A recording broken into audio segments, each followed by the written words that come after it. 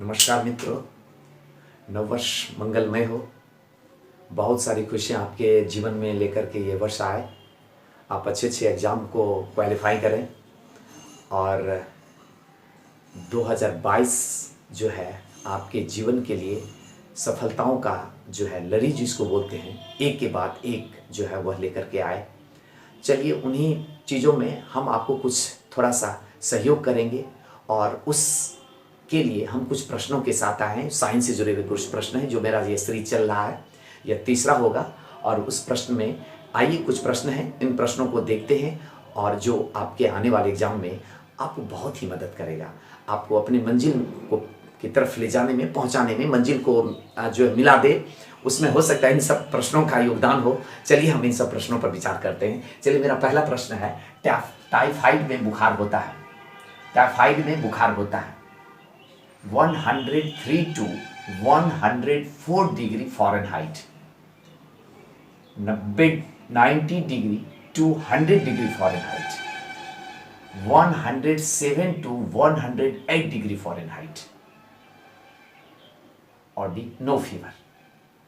Typhoid में बुखार होता है, तो आपका सही आंसर होगा ए, यानी टाइफाइड में जो बुखार होता है 103 to 104 डिग्री फ़ारेनहाइट के बीच में ऐसा देखा गया। हो सकता है 5 भी हो जाए, या तो इस तरह से ये माना गया है। ये आपको टाइफाइड में इस तरह से देखा गया, इतना बुखार होता है।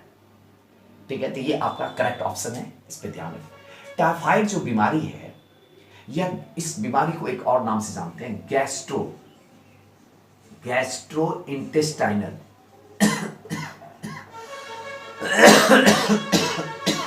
गैस्ट्रोइंटेस्टाइनल फीवर के नाम से भी जाना जाता है। फीवर के नाम से यह जाना जाता है, गैस्ट्रोइंटेस्टाइनल नाम से। इसको आंत की बुखार भी कहते हैं।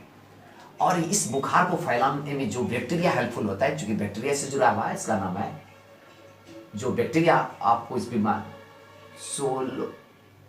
सोलमोनेला टाइफस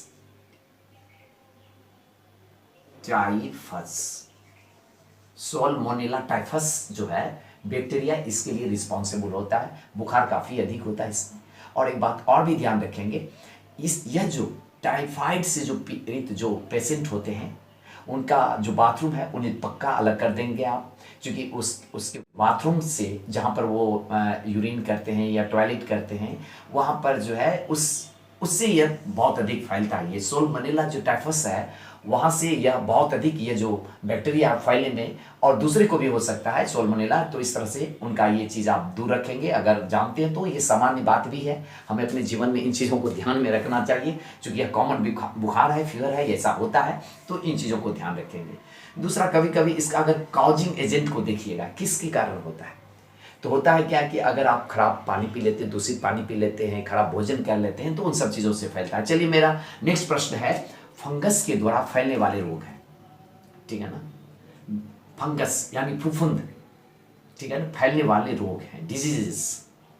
तो पहला है दम्मा यानी अस्थमा, खाज यानी एस्केबीज व एथलीट फुट, और गंजापन सभी।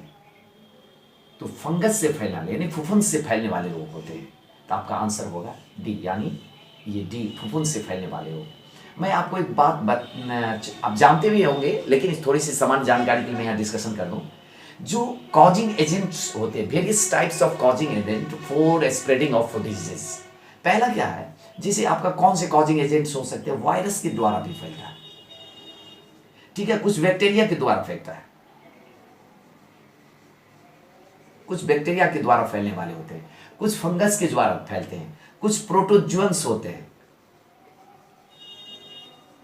इस तरह से आप देखते हैं कुछ कॉज, ये सब क्या है, हमारे डिजीज को जो ये कॉजिंग एजेंट होते हैं, जैसे वायरस हो गया, बैक्टीरिया हो गया, प्रोटोजुअन्स हो गया, फंगस हो गया, हेलमिंथस हो गया, ये सब कुछ ऐसे हमारे इसके थ्रू जो है ये डिजीज स्प्रेड करता है, इसे भी जान लें। चलिए मैं कहना चाह रहा था अस्थमा के बारे में।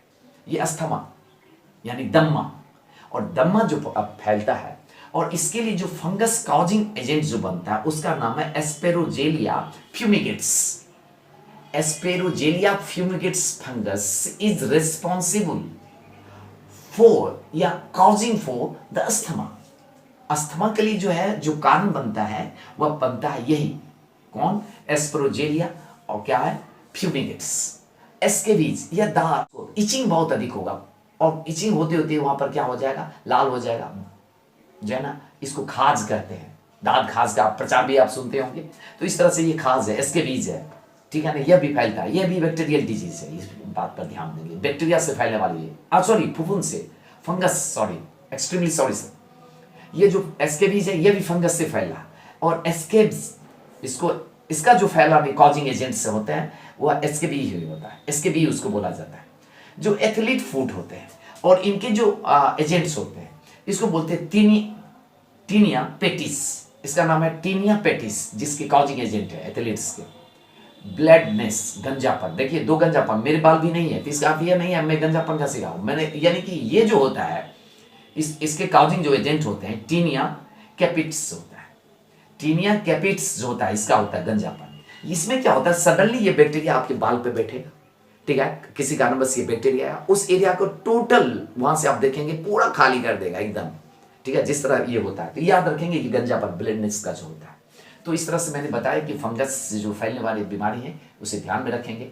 फिर रिंग वॉर्म के बारे में आपने नाम सुना, रिंग वॉर्म जो होता है ये जो होता है ये भी फुफुंदी से फैलने वाले होते हैं।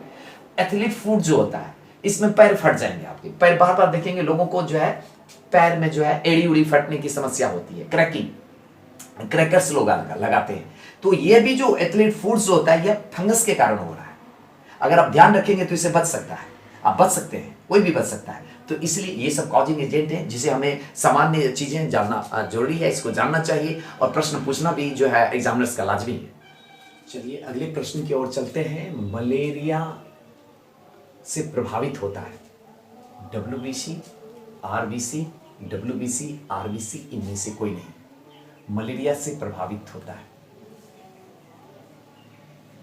तो आपका सही आंसर होगा B, RBC, red blood cell जो होता है, लाल रक्त कणिकाएं जो होती है, is affected by the malaria. इसमें जो इफेक्टेड होता है हमारा जो ब्लड होता है, इसे याद रखेंगे कि जो मेरा ब्लड है और ब्लड में जो RBC है, जो पार्ट है जिसको RBC बोलते हैं, रेड ब्लड सेल्स बोलते हैं, वो मलेरिया से प्रभावित होता है।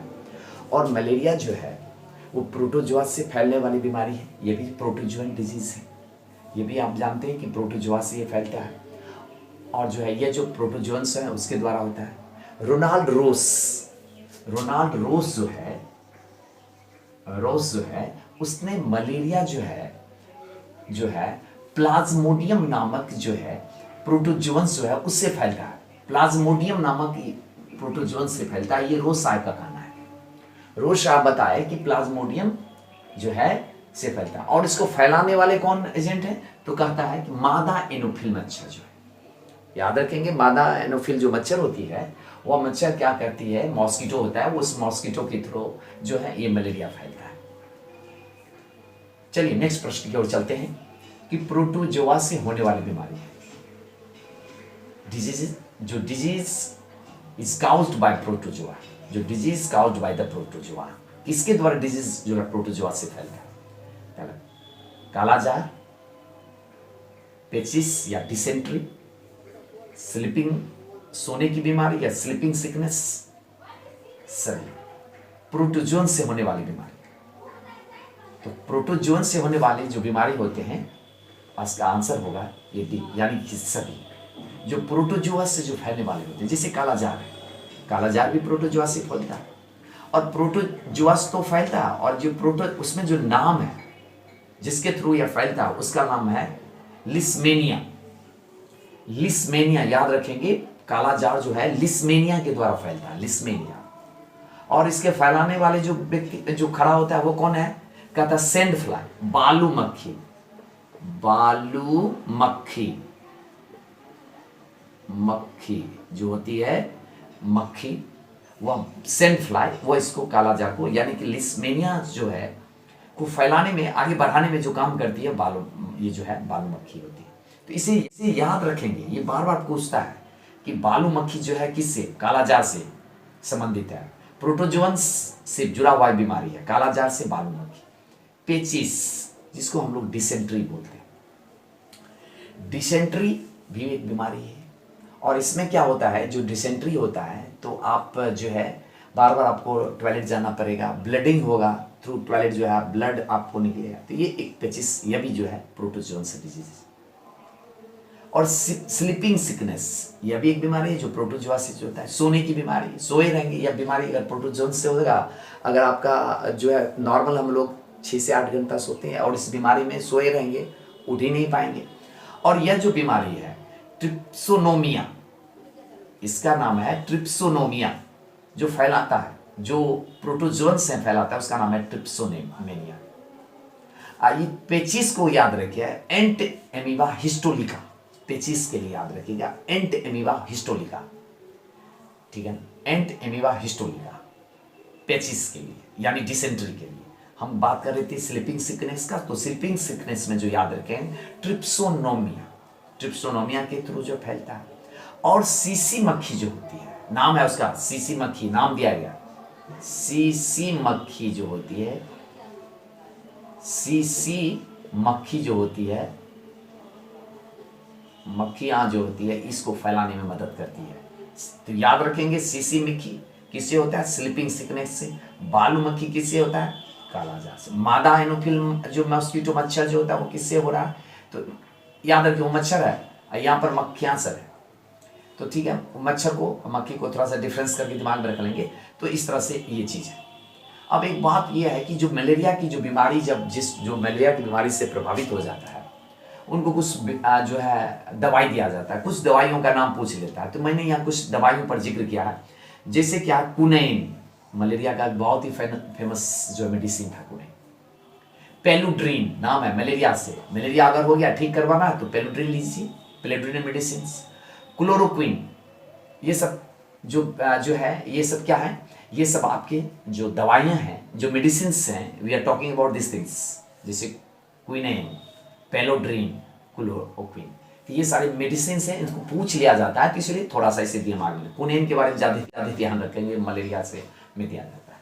एक बात और है जो हम बता रहे थे, अगर ये मच्छर काटने से फैलता है तो क्या करना चाहिए। बहुत अधिक WHO का आंकड़ा आया था, मलेरिया से काफ़ी लोग प्रभावित होते हैं। साउथ एशिया में तो बहुत अधिक लोग प्रभावित होते हैं, अफ्रीकन में भी बहुत अधिक प्रभावित होते हैं। तो उसके लिए जो है आप एक काम करें, DDT का छिड़काव करें। ये DDT क्या है, ऐसा भी पूछ देता है। डाइक्लोरो डाइफिनॉल, डाइक्लोरो डाइफिनॉल ट्राइक्लोरोमीन, ट्राइक्लोरोमीन, डाइक्लोरो डाइफिनॉल, याद रखिएगा, डाइक्लोरो पहला वाला, डाइफिनॉल, ऐसा नहीं उल्टा पुल्टा दे दे, फिर आप दिमाग में आप जो पजल होकर के डाइफिनॉल पहले कर देगा और डाइक्लोरो बाद दिया नहीं, डाइक्लोरो डाइफिनॉल और ट्राइक्लोरोमीन। तो याद रखेंगे DDT के लिए, DDT का अगर पूछ दे, यह जो है, यह तो उसका शॉर्ट फॉर्म है, एब्रिविएशन है, संक्षिप्त में वो लिखा गया। तो पहला है डाइक्लोरो डाइफिनॉल और ट्राइक्लोरो, तो डाई दो बार, एक बार ट्राई, तो याद रखिएगा।